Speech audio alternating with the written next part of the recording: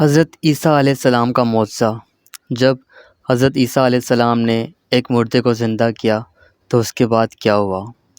بیان کیا جاتا ہے کہ بنی اسرائیل میں ایک شخص تھا جس کی بیوی نہایت ہی حسین تھی، جس پر وہ اسرائیلی فرشتہ تھا۔ چنانچہ جب اس عورت کا انتقال ہو گیا تو اس اسرائیلی کو بڑا قلق ہوا اور ایک مدت تک وہ اس عورت کے قبر پر بیٹھا روتا رہا۔ اتفاقاً حضرت عیسیٰ علیہ السلام کا ادھر سے گزر ہوا تو انہوں نے اس اسرائیلی کو پریشان حال دیکھ کر اس کا سبب معلوم کیا۔ جب اسرائیلی نے اپنا واقعہ بیان کیا تو حضرت عیسیٰ علیہ السلام نے دریافت فرمایا، کیا تو چاہتا ہے کہ میں اس کو تیرے لیے زندہ کر دوں؟ اس نے عرض کیا کہ ہاں حضور، یہی میں چاہتا ہوں۔ چنانچہ جب حضرت عیسیٰ علیہ السلام نے اس قبر کے مردے کو آواز دی تو قبر سے ایک حبشی غلام، جس کی ناک کی نتنوں، آنکھوں اور جسم کے دوسرے سوراخوں سے آگ کی لپٹیں اٹھ رہی تھیں، حضرت عیسیٰ علیہ السلام کو دیکھتے ہی غلام نے کلمہ پڑھا کہ لا الہ الا اللہ عیسیٰ روح اللہ۔ اسرائیلی نے یہ دیکھ کر عرض کیا، حضور مجھ سے غلطی ہو گئی، میری بیوی تو قبر دوسری طرف ہے۔ یہ سن کر حضرت عیسیٰ علیہ السلام نے حبشی کو حکم دیا کہ تو اپنی قبر میں واپسی ہو جا۔ چنانچہ وہ مردہ ہو کر گر گیا اور اس کی قبر کو مٹی سے چھپا دیا گیا۔ پھر حضرت عیسیٰ علیہ السلام نے دوسری قبر کی جانب توجہ فرمائی اور حکم دیا، اے صاحب قبر، اللہ کے حکم سے زندہ ہو جا۔ چنانچہ قبر پھٹی اور اس سے ایک عورت سر سے گرد جھاڑتی ہوئی باہر آ گئی، جس کو دیکھ کر اسرائیلی بولا، یا رسول اللہ، میری بیوی یہی ہے۔ اور حضرت عیسیٰ علیہ السلام کے حکم سے وہ اسرائیلی اپنی بیوی کے ہمراہ لے کر واپسی ہونے لگا، مگر عرصے سے جگا ہوا تھا، اس لیے اس پر نیند کا غلبہ ہو گیا۔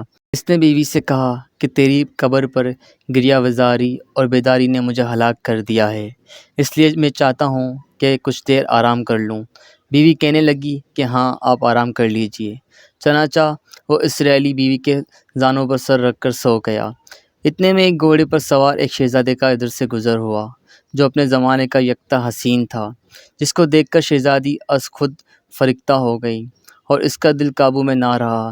اس نے شوہر کا سر زانوں سے نیچے رکھا اور فرق محبت و غلبہ عشق سے مجبور ہو کر شہزادے کے سامنے جا کھڑی ہوئی۔ ادھر جیسے ہی شہزادے کی نظر اس پر پڑی، وہ بھی اس کو دیکھ کر اس پر فریختہ ہو گیا اور عورت کی خواہش پر اس کو اپنے گھوڑے پر بٹھا کر لے گیا۔ چنانچہ اس کے شوہر نے بیدار ہو کر جب اپنی بیوی کو نہ پایا تو نہایت ہی پریشان ہو کر اس کے ملنے کی تدبیر سوچنے لگا۔ سوچتے سوچتے آخر اس کے نشان قدم پر چل کر اپنی بیوی کو تلاش کر لیا، جو شہزادے کے پاس پہنچ چکی تھی۔ اس کو دیکھ کر اسرائیلی شہزادے نے عرض کیا کہ یہ میری بیوی ہے، آپ اس کو چھوڑ دیجئے۔ ابھی شہزادہ کچھ کہنے بھی نہ پایا تھا کہ اس عورت نے کہا، میں تیری بیوی نہیں بلکہ شہزادے کی لونڈی ہوں۔ یہ سن کر شہزادہ اسرائیلی سے کہنے لگا، کیا مجھ سے میری لونڈی کو لینا چاہتا ہے؟ اس نے کہا، خدا کی قسم، یہ میری بیوی ہے، جس کو میرے سردار حضرت عیسیٰ علیہ السلام نے مرنے کے بعد میرے لیے زندہ کیا ہے۔ ابھی یہ گفتگو ہو رہی تھی کہ اتفاقاً حضرت عیسیٰ علیہ السلام بھی وہاں سے تشریف لے آئے، جن کو دیکھ کر اسرائیلی کہنے لگا، یا روح اللہ، کیا یہ میری بیوی نہیں ہے جس کو آپ نے میرے لیے زندہ رکھا ہے؟ حضرت عیسیٰ علیہ السلام نے فرمایا کہ ہاں، یہ وہی ہے۔ یہ سن کر عورت کہنے لگی، یا روح اللہ، یہ شخص جھوٹا ہے، میں تو اس شہزادے کی لونڈی ہوں۔ حضرت عیسیٰ علیہ السلام نے فرمایا کہ تو وہ عورت نہیں جس کو میں نے اللہ تعالیٰ کے حکم سے زندہ کیا ہے؟ عورت نے کہا، یا روح اللہ، باخدا میں وہ نہیں ہوں۔ اس کے بعد حضرت عیسیٰ علیہ السلام نے فرمایا، جو جان خدا کے حکم سے میں نے تجھے دی ہے، اس کو واپس کر دے۔ یہ سنتے ہی وہ عورت پھر مردہ ہو کر گر پڑی اور حضرت عیسیٰ علیہ السلام فرمانے لگے کہ جو شخص ایسے آدمی کو دیکھنا چاہتا ہے جو کافر مرا تھا اور زندہ ہو کر ایمان لے آیا، تو وہ اس حبشی غلام کو دیکھ لے جو پھر ایمان کی حالت میں مرا، اور جو کوئی ایسے شخص کو دیکھنا چاہتا ہے جو مومن مرا تھا، پھر اللہ نے اس کو زندہ کیا اور وہ کافر ہو کر حالت کفر میں مر گیا، تو وہ اس عورت کو دیکھ لے۔ اس واقعے کو دیکھ کر اسرائیلی قسم کھائی کہ کبھی نکاح نہ کروں گا، اور میدان کی طرف نکل گیا، جہاں اللہ تعالیٰ کی عبادت میں مصروف رہ کر اسے موت آ گئی۔ اللہ تعالیٰ اس پر رحم فرمائے۔ حاصل، نبی اور رسول کا اقرار اور انکار کا نتیجہ اس کی حکایت سے ظاہر ہوتا ہے، وہ سبق ملتا ہے کہ کامیابی اپنے نبی صلی اللہ علیہ وآلہ وسلم کی اطاعت و محبت سے ہی مل سکتی ہے۔